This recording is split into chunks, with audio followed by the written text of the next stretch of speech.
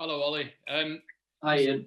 The defeat the other day, that there'd be no major inquest. Have you worked out why your team played the way they did now?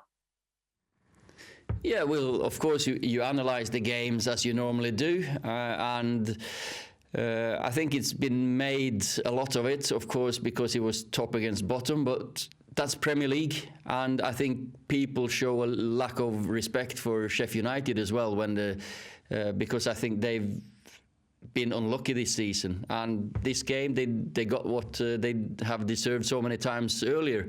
They've got players who can hurt you. They've got an organisation that's worked for them for years with Chris, and we disappointed, of course, setback. But when you don't hit your level in the Premier League against any opponent, you're asking for a tough game, and we got one. And unfortunately, we just couldn't work it out during the 90 minutes. Obviously, before that game, you were on a good run in the league. But in terms of a warning for your side, what sort of a warning was that result the other night, and what can that actually do moving forward? Can it be a benefit, maybe? Well, you never want to lose a game to learn from it. You want to learn from the games you win, and we've been terrific. We've been consistent, but it is that kind of season that we didn't expect to go through unbeaten since the 1st of November. Of course, we didn't. So.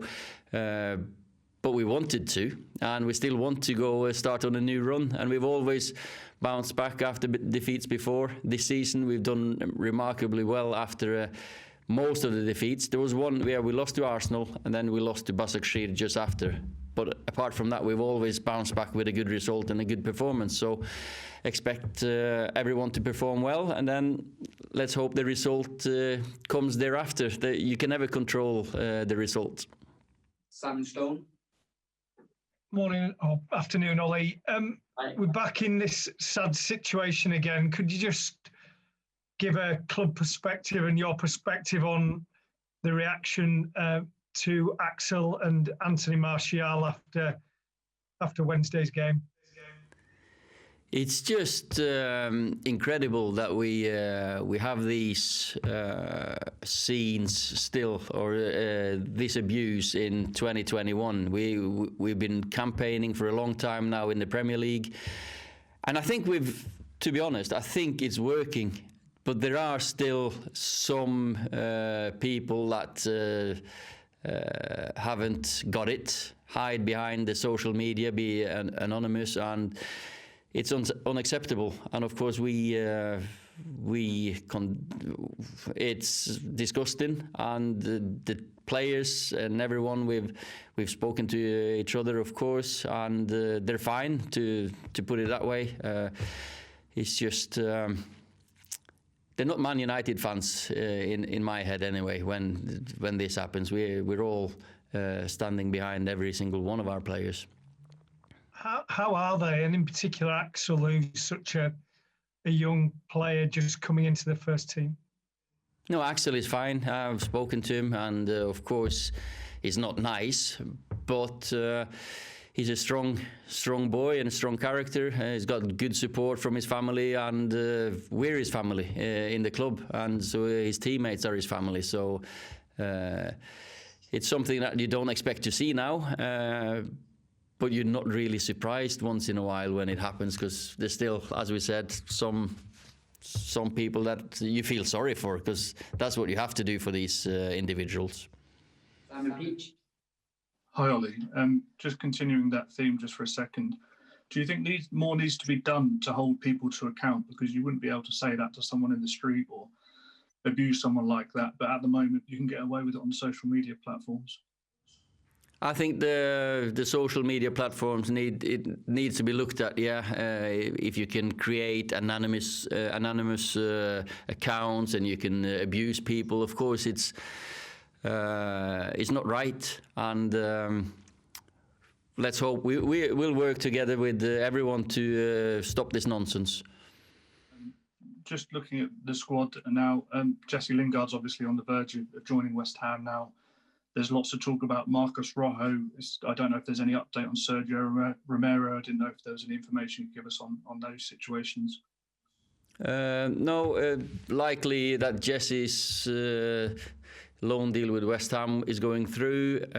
Likely that Marcos goes back to Argentina. A little bit of paperwork left to be done, I think. Sergio, I've not heard anything there apart from that he'll be with us the rest of his contract. James Cooper. In terms of bumps and bruises, Ollie, Bailly was a doubt. Anything to report? He's travelling to Arsenal. Yeah. Apart from that, we didn't get any other losses on Sheffield United, and the points. The players are all fit and rearing to go.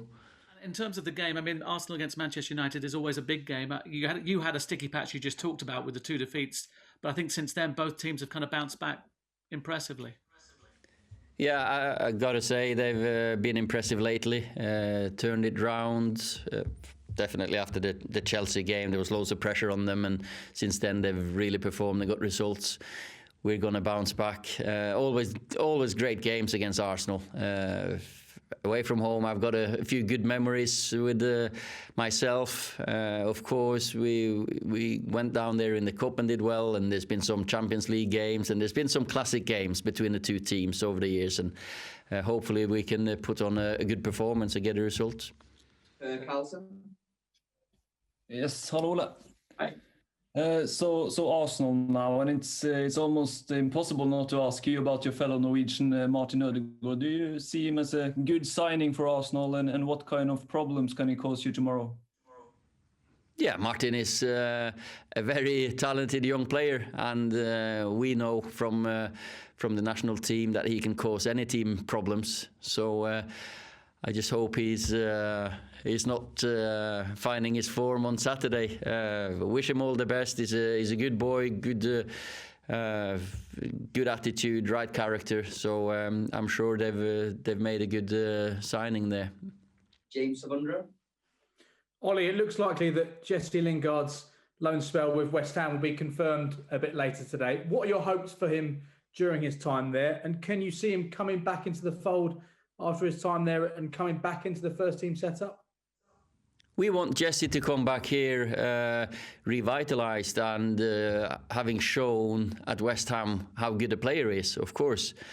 He's just been unfortunate with a couple of issues, some periods that he had to stay away from us with the COVID and isolation, with the close contact.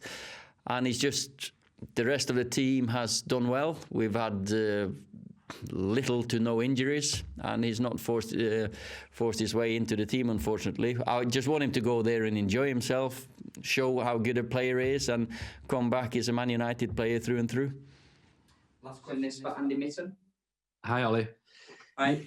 Your team are the second top scorers in the league, but have conceded 27 goals in 20 matches. That's more than anyone in the top 11, down to Leeds in 12. Does that number concern you? You're not happy with conceding goals, of course you're not. 6 of them in one game. That was a big reason behind this. Of course, I feel you're a Man United supporter. You'd rather win 3-2 than 1-0. So of course we're getting goals the one end, and sometimes you open up for the other end. But we've consistently been scoring more than conceding. But you'd rather win 3-0 than 3-2 as well. So we're working on the press high up. We defend as a team. I think we've got better and better over the year. And let's hope we can be a compact unit against Arsenal as well.